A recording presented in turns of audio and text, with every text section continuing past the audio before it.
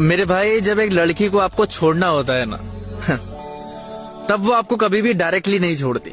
वो आपसे कभी आके ये नहीं बोलेगी कि उसको आपको छोड़ना है या वो आपके साथ नहीं रहना चाहती, बल्कि वो क्या करेगी पता है?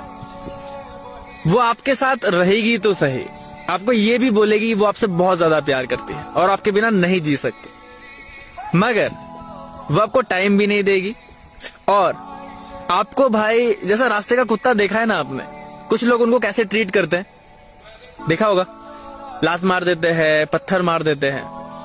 बिल्कुल उसी तरीके से वो लात और पत्थर तो नहीं मारेगी भाई, मगर ऐसा ट्रीट करेगी, ऐसा फील कराएगी कि आपको सेम उस कुत्ते जैसी फीलिंग आएगी। और वो ये हरकतें तब तक करेगी जब तक तड़प तड़प के तुम खुद उसे नहीं छोड़ दो।